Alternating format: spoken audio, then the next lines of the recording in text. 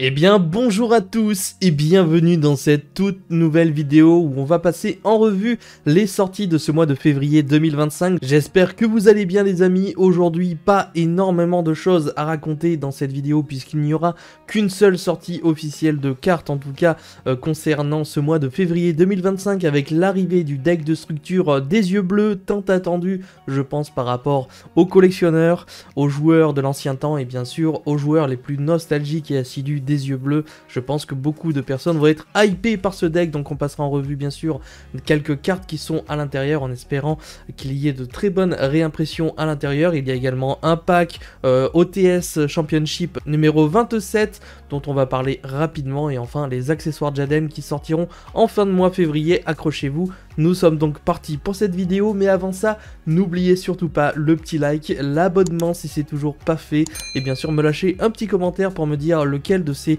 produits que je vais vous présenter dans cette vidéo vous hype le plus. Est-ce que c'est plus le deck de structure? Est-ce que comme vous êtes un joueur méta, vous êtes hypé par l'OTS numéro 27? Ou est-ce que ce sont les accessoires pour Yu-Gi-Oh! GX qui vous intéressent le plus? N'hésitez pas à bombarder dans l'espace commentaire et on est parti tout de suite pour le sujet de la vidéo. Les amis, voici le deck de structure, la destinée blanche aux yeux bleus qui sortira officiellement le 13 février. Donc au niveau de son prix, concernant mon partenaire Parkade, il sera à 12 €. Normalement c'est le prix d'un deck de structure. Il n'y aura pas d'augmentation de prix pour cette année 2025 en termes de produits Yu-Gi-Oh! Et ça c'est pas trop mal. En sachant que ça fait un bout de temps qu'on n'a pas eu de deck concernant les yeux bleus à proprement parler. Il y a eu au fur et à mesure chaque année pas mal comment dire, pas mal de supports concernant ces yeux bleus. Donc voici les visuels, ils sont assez sympathiques. Bon après on s'en fiche un petit peu, le deck va être très vite éclaté. Et à l'intérieur on va retrouver de super stratégies concernant ces yeux bleus, mais pas que. Également vous verrez des cartes qui vont être extrêmement bien combinées avec l'archétype Primite qui est sorti la première fois de mémoire dans Rota et qui a pris une ascension extraordinaire en termes de cote, notamment le filon Primite qui est extrêmement cher à l'heure actuelle parce que c'est l'archétype qui se combine le mieux avec les yeux bleus. Donc vous voyez évidemment on a quelques petites histoires à l'intérieur et tout, donc nous avons les petits détails de quelques monstres, les visuels et on va passer bien sûr en revue quelques-uns des effets des nouveaux monstres, à savoir que dans ce deck de structure vous allez pouvoir retrouver comme à notre habitude 5 cartes ultra rares, 3 cartes super rares, 42 cartes communes et nous allons avoir une secret rare, donc une des deux copie de l'un des 3 cartes ultra rares mentionnées ci-dessus, qui a une petite chance d'être présente en version secret carte de siècle plutôt qu'en secret rare. Donc ça c'est juste une toute nouveauté incroyable, ça veut dire qu'on aura peut-être la chance d'avoir une secret carte de siècle dans un deck de structure. J'ai l'impression dans ce qu'ils disent en termes de texte que c'est pas garanti à chaque deck, donc écoutez, on aura peut-être la chance d'avoir un deck un petit peu plus banger que d'habitude avec une secret carte de siècle à l'intérieur. J'espère que ceci vous hype en termes de collection, ça peut être vraiment très stylé.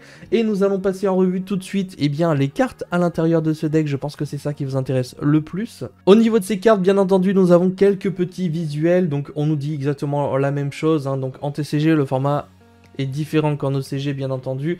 Ici nous avons la première carte qui est la demoiselle blanche, on connaît déjà, on a déjà une demoiselle aux yeux bleus, donc évidemment on connaît un petit peu la stratégie de cette carte. Vous pouvez envoyer cette carte depuis votre main ou terrain au cimetière, placer un véritable lumière depuis votre main, deck ou cimetière face recto dans votre zone magie piège. Je rappelle que cette petite carte véritable lumière était une carte piège continue de mémoire qui était sortie dans le MP21 et qui est en train d'exploser en prix justement parce que cette carte va pouvoir la placer directement. Ça me fait penser un petit peu à l'eau prière de la sans-voix qui va placer des cartes de l'archétype. Et bien cette demoiselle blanche va faire la même chose. Si vous invoquez spécialement Dragon Blanc aux yeux bleus, tant que cette carte est dans votre cimetière, vous pouvez invoquer spécialement cette carte, donc ça c'est très fort aussi. Et en plus on peut directement partir sur une synchro 9 avec cette petite carte. Lorsqu'une carte ou un effet qui cible cette carte sur le terrain est activé, ou lorsque cette carte est ciblée par une attaque en effet rapide, comme la demoiselle aux yeux bleus, vous pouvez invoquer spécialement un Dragon Blanc aux yeux bleus ou un synthoniseur lumière de niveau 1 depuis votre cimetière, et ça c'est la petite nuance pour cette carte. Par la suite, en support, nous allons avoir le Neo Kaiser Hippocampe. Lui, il va pas avoir du tout les mêmes effets que le Kaiser Hippocampe qu'on connaît. Par contre, il va pouvoir carrément s'invoquer spécialement si l'on contrôle un monstre dragon blanc aux yeux bleus. Depuis notre main, on va l'invoquer. Ensuite, on va pouvoir cibler un monstre synthoniseur lumière que l'on contrôle et augmenter ou réduire son niveau de 1. Ça peut être intéressant en fonction des synchros qu'on a envie d'invoquer. À savoir que le deck sera extrêmement restreint en invocation d'extra deck dragon. Si cette carte est envoyée depuis le terrain au cimetière, vous pouvez envoyer un monstre yeux bleus ou un monstre qui mentionne dragon blanc yeux bleus, celui-ci exclu depuis notre deck au cimetière. Et là, je pense de mémoire qu'on peut envoyer les petites pierres aux yeux bleus, les petits trucs comme ça qui peuvent être très intéressants, soit en fin de tour, soit immédiatement, soit carrément envoyer la demoiselle qu'on a vue juste avant. Ensuite, nous avons une première magie normale souhait pour des yeux bleus. Ici, on va défausser une carte et ajouter un synthoniseur lumière de niveau 1 et une magie piège qui mentionne dragon blanc aux yeux bleus, donc elle exclut bien entendu depuis notre deck à notre main. Une mécanique qui bien entendu vise à avoir la demoiselle en main à tout prix. Et enfin, en second effet, on va pouvoir bannir cette carte depuis notre cimetière, puis cibler un dragon blanc aux yeux bleus que l'on contrôle et lui équiper un monstre yeux bleus depuis notre extra deck comme une magie d'équipement, et on va lui donner 400 points d'attaque. Alors cet effet là n'est pas incroyable, mais peut-être que la fusion aux yeux bleus pourra faire quelque chose en équipement ou plus tard, même si elle n'a pas été invoquée proprement, ça me paraît un peu compliqué, donc cet effet là je le trouve pas si ouf que ça. Ensuite, deuxième magie normale, nous avons la rugissement des dragons à l'œil bleu, invoqué spécialement un monstre yeux bleus depuis votre deck, cimetière ou bannissement en position de défense, mais vous pouvez uniquement invoquer spécialement dragon blanc aux yeux bleus avec cet effet si vous ne le contrôlez pas, et aussi vous ne pouvez pas invoquer spécialement depuis l'extra deck monstre dragon exclu le reste de ce tour. Vous pouvez bannir cette carte depuis votre cimetière, invoquer par fusion un monstre fusion depuis votre extra deck en utilisant des monstres depuis votre main ou terrain comme matériel, un monstre yeux bleus inclus. Attention, on ne peut utiliser que cet effet qu'une fois par tour. Encore une fois, une mécanique de magie et piège qui vise à avoir toujours un dragon blanc aux yeux bleus sur le terrain, à toujours accélérer leur invocation et pouvoir faire des invocations depuis l'extra deck concernant ces petites cartes. Majesté avec des dragons blancs, la première piège normale, on va montrer, celle-ci je l'aime bien, on va montrer max 3 dragons blancs aux yeux bleus depuis votre main, terrain face recto et au cimetière, puis détruire autant de cartes contrôlées par notre adversaire. Donc si on révèle 3 dragons blancs aux yeux bleus, on peut détruire 3 cartes de l'adversaire, mais ce sera au minimum 1, puisqu'on a tout le temps plus ou moins, la mécanique du deck veut qu'on ait tout le temps un dragon blanc aux yeux bleus, au minimum, voire 2, donc ça peut être très intéressant de péter 1 voire 2 avec cette petite carte, en sachant qu'elle a un second effet, c'est qu'on va pouvoir bannir cette carte depuis notre cimetière et invoquer rituellement un monstre rituel depuis notre main en sacrifiant dragon blanc aux yeux bleus depuis notre main ou terrain dont le niveau total est égal. Voilà, on connaît l'invocation rituelle, donc c'est une carte 2 en 1 qui est très intéressante. La nouvelle synchro pour cet archétype, c'est le dragon esprit ultime aux yeux bleus. 2 synthoniseurs pour l'invoquer, plus un monstre non synthoniseur yeux bleus. Votre adversaire ne peut pas bannir de carte depuis notre cimetière, c'est une carte avec un effet continu très intéressant. On va pouvoir utiliser chacun des effets qu'une fois par tour. Lorsqu'une carte ou un effet sur le terrain est activé, en effet rapide, on va pouvoir annuler l'activation, et si on le fait, cette carte gagne 1000 points d'attaque jusqu'à la fin du tour. Donc une Omni-Negate très sympa avec un plus 1000, et si cette carte est détruite au combat ou par un effet de carte, vous pouvez invoquer spécialement un monstre lumière dragon, celui-ci exclu depuis notre cimetière, donc on va pouvoir également recycler. Nous avons également une nouvelle X6, je la trouve très forte, celle-ci, le dragon argent aux yeux indigo, 2 monstres dragons de niveau 8 pour l'invoquer, donc en plus de ça, elle sera peut-être pas que jouée dans ce deck là, mais même si ça me paraît quand même intéressant de la jouer plutôt dans ce deck là, puisque elle ne peut pas attaquer directement, sauf si on a un monstre normal comme matériel, donc c'est que ce deck quasiment qui va pouvoir jouer des monstres normaux. On peut utiliser chacun des effets suivants qu'une fois par tour. Si cette carte est invoquée par Xyz, vous pouvez annuler les effets de toutes les cartes face recto actuellement contrôlées par votre adversaire, et c'est cet effet qui me fait dire que peut-être que cette carte sera un peu plus générique que prévu, même si on n'attaque pas avec, et bien le fait de pouvoir annuler tous les effets des cartes contrôlées par notre adversaire, ça reste un grand banger. Ensuite, ce second effet, c'est vous pouvez détacher un matériel de cette carte, puis cibler un monstre normal dans votre cimetière ou bannissement, invoquez-le spécialement, et si vous le faites, elle gagne 1000 points d'attaque. Donc celle-ci, encore une fois, vraiment pour bénéficier pleinement de son effet, vaut mieux le jouer dans Blue Haze Primit. Je pense que c'est évidemment sa bonne place. Et enfin, pour terminer ce deck des yeux bleus, nous avons une lien 1 dragon. Ça faisait longtemps qu'on n'en avait pas eu.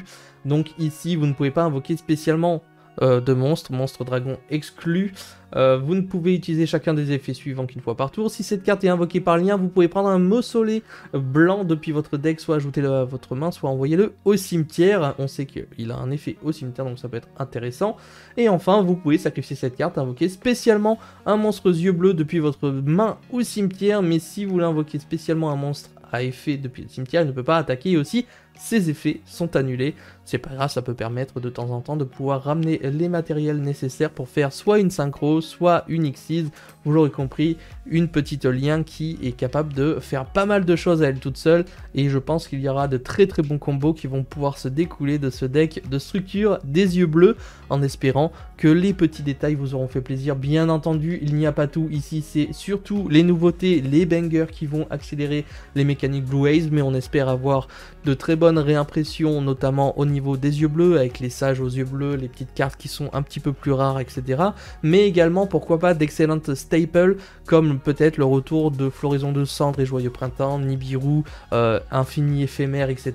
Des staples extrêmement joués que j'ai envie de revoir en commune dans ce deck de structure. N'hésitez pas à me donner votre avis et me dire si vous aussi vous auriez aimé quelques petites réimpressions en commune, si oui, lesquelles. Je vous attends nombreux dans l'espace commentaire. Les amis, on enchaîne rapidement avec la seconde sortie qui n'en est pas réellement une, mais le 26 février sortira l'OTS numéro 27 pour les packs de tournoi. Je rappelle que ces boosters-là ne sont pas achetables en boutique, mais uniquement gagnables en faisant des tournois OTS Championship. N'hésitez pas à vous renseigner autour des boutiques spécialisées de jeux de cartes qui organisent ce type de tournoi pour potentiellement réussir à gagner ce type de booster.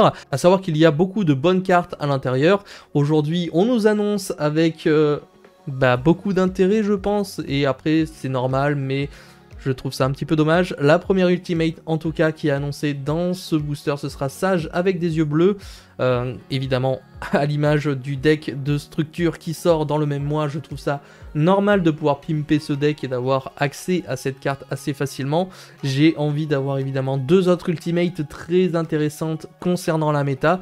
N'hésitez pas non plus à me donner vos avis, mais moi si je devais choisir deux cartes, j'aurais choisi pourquoi pas LZ des Forêts Blanches, et si j'avais choisi personnellement la deuxième carte, j'aurais choisi le Graveur des Démons Forgerons, deux cartes qui selon moi ont besoin d'une réimpression, pourquoi pas en ultimate, et qui ferait plaisir à énormément de joueurs méta à l'heure actuelle, notamment parce que les Démons Forgerons est un archétype très utilisé, très bien combiné dans énormément de decks, et parce que les Forêts Blanches sont en train de revenir sur le devant de la scène, un petit peu sous-côté, pas très joué actuellement, mais qui reçoit énormément de support, et pour donner envie peut-être aux joueurs collectionneurs de récupérer tout simplement ces Forêts Blanches, pourquoi pas mettre LZ ou bien l'autre, je sais plus comment elle s'appelle, bref, une des deux secrets qui était sortie, puisqu'on a déjà une nouvelle secret qui sort dans Suda, donc je trouverais ça intéressant de mettre en avant les Forêts Blanches. Encore une fois, n'hésitez pas à me dire ce que vous en pensez concernant les communes et les super rares. Évidemment, on n'a aucune idée de ce qui va sortir, je fais confiance à Konami là-dessus, en espérant pouvoir récupérer des vieilles fusions également, comme ils aiment bien faire, concernant soit de l'animé, soit des vieilles fusions qui étaient déjà sorties dans des packs de tournois et qui sont enfin réimprimées. J'espère pouvoir récupérer de bonnes petites cartes en tout cas, et c'est parti pour le listing. Pour celles et ceux qui ont déjà des petits doutes ou des envies, n'hésitez pas à me faire part de tous vos avis. On est parti pour la dernière sortie de ce mois de février, qui sortira d'ailleurs le 27, donc le jour suivant. Vous aurez les accessoires concernant Jaden Yuki pour les amoureux de Yu-Gi-Oh! GX. Vous aurez évidemment le tapis, le portfolio, les sleeves et évidemment la deckbox. Au niveau des prix, évidemment, ça va varier au niveau de chaque magasin, mais personnellement, je trouve ça très intéressant. On a quand même un petit Yubel ici avec Jaden, donc qui fait référence évidemment à l'animé et qui est très intéressant. Les sleeves ont l'air sympas aussi, je sais pas ce que vous en pensez, n'hésitez pas à me donner vos avis dans l'espace commentaire, parce que là, au niveau de ces de tous ces accessoires. Je sais qu'il y en a beaucoup qui vont se jeter dessus parce que c'est leur idole, parce que c'est leur personnage préféré ou parce que Yubel est très intéressant, notamment pour ceux qui jouent Yubel en version méta. Ça peut être cool d'avoir des sleeves comme ça. Après, grosso modo, je ne suis pas spécialement hype par rapport à tout ça, mais en tout cas, je voulais vous en parler puisque ça reste une sortie pour ce mois de février 2025 et c'est évidemment ces accessoires qui vont conclure cette vidéo en espérant qu'elle vous aura fait plaisir. Les amis, voici pour cette vidéo des sorties du mois de ce mois de février 2025. N'hésitez pas, encore une fois, je vous l'ai dit assez souvent dans cette vidéo, à partager votre avis parce que là on peut vraiment débattre de ce qui sort en février 2025, à savoir qu'en mars je crois qu'on aura le nouveau MZMI, là, un truc du labyrinthe qui devrait sortir, et évidemment en avril une sorte de RA04, donc on va se mettre pas mal de choses sous la dent pendant les prochains mois et surtout avant les gros tournois CDF, etc. Donc ça peut valoir le coup en ce mois de février de mettre quelques sous de côté. J'espère encore une fois que cette vidéo vous aura plu. On n'oublie pas le petit like, l'abonnement qui fait plaisir, et je vous donne rendez-vous pour une prochaine vidéo. C'était Yamiro, ciao les potes.